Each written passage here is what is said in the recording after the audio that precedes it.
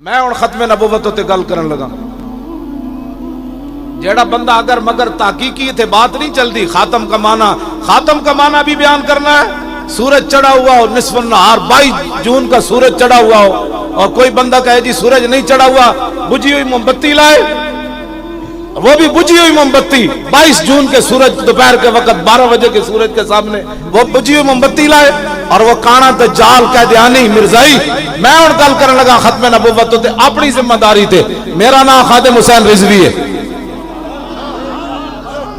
میں اور ختم نبوت تے گل کرنے لگا اپنی ذمہ داری تے. میرے بارے کہیں جی بڑی سخت باتیں کرتا ہے. میں کہا چلیا جب حضور دی عزت تے گل ہوئے تے سخت گل ہی ہو سکتی. ویسے بڑے مسکین ہیں میں. ہاں جی میں پڑھے ہی کوئی نہیں نرم بات دا. ابو دجانہ نو حضور تلوار دیتی نا میدان احد وچ تو انج لے کے چلے ان الذی عاہدنی خلیلی ونحن بالصفق لدى النخیل اللہ حکومت دہر فی القیول اضرب بسیف اللہ والرسول. کیا جو حالات کو دیکھ کر پیچھے ہٹتے ہیں نا, میں ان کے لیے حضور کا وہ حضور کی تلوار کے اوپر پتہ کیا لکھا تھا؟ فی الجبن عار وفی الاقبال مکرمۃ والمرء بالجبن لا ینجو من القدر. جو تلوار میرے آقا نے ابو دجانہ کو دی اس پر لکھا تھا کہ بوزدلی ایک شرمندگی ہے, آگے بڑھنا عزت ہے, اور کوئی بندہ بھی اپنی بوزدلی کی وجہ سے تقدیر سے نہیں بچ سکتا. آگے بڑھنا عزت ہے, حالات کو دیکھ کر پیچھے ہٹنا عزت ہے. حالات کدے بھی ٹھیک نہیں ہوئے. جب حضور نے لوگا پتھر رہتے مار دیتا ہو تو حالات ٹھیک سے. مولوی خادم کی پگڑی نہیں کھلنی چاہیے.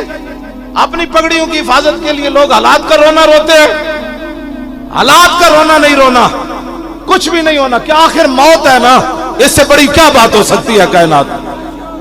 میں خالد بن ولید دی قبر تے حاضر ہوا ملک شام. لکھیا سی قول خالد بن الولید حين حضرت الوفات لقيت كذا وكذا زحفا فما في جسدي شبر الا وفيه ضربة بسيف او رمية بسهم او طعنة برمح وها نموت على فراشي حتف انفي كما يموت البعير فلا نامت اعين الجبناء.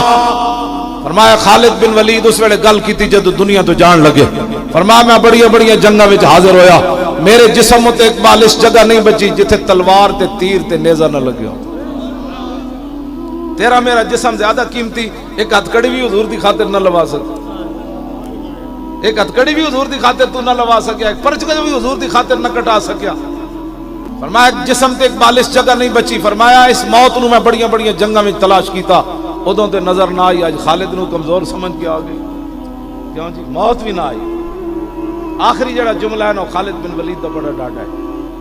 آپ نے فرمایا فلا نامت آیون الجبناء. فرمایا بوز دلاں شالا کدی نیند نہ آوے. فرمایا بوز دلاں نو جا کے میرا پیغام سنا دینا جے تلواراں تے تیراں تے نیزے نال مردا خالد کدوں دا مر چکیا ہوندا. مرنا اسی ویلے ہی ہے جس ویلے موت آئی ہوئے بندے نے. ہاں جی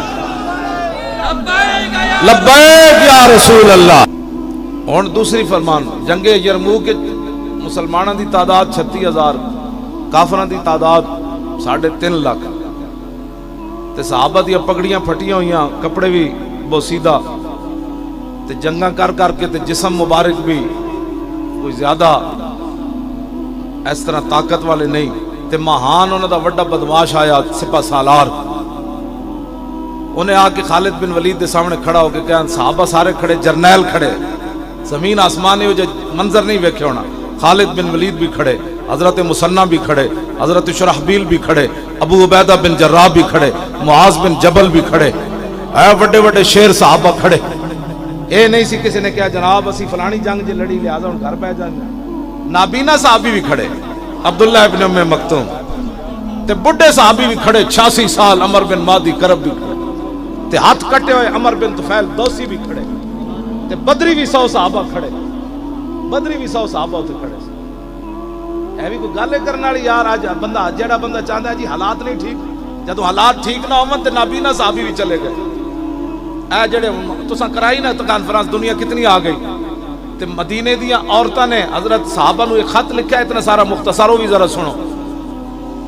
جدوں حالات بہت خطرناک ہوئے مدینہ پاک کی خبراں پھیلنیاں شروع ہوئیاں کہ حالات بڑے خطرناک ہے جنگ یرموک, تے مدینہ دیاں صحابیات نے خط لکھیا صحابہ نو. فرمایا انتم انصار اللہ اور واللہ ینصر من نصرہ، فرمایا تم ہی اللہ کے اور رسول کے دین کے مددگار ہو، لیکن ایک گل یاد رکھنا، اللہ ادی مدد کرنا جڑا پہلے اللہ دی مدد کرے۔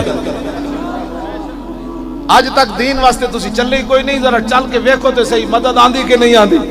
تسی تے چلے ہو سیاسیاں واسطے، تسی تے چلے ہو برادریاں واسطے، جے محمد عربی دے دین واسطے چلے ہوندے تے دین دے سمندر وچ بھی گھوڑے نہیں ڈبن دیندا۔ میں سچی تہاڈے نال گل کر رہا۔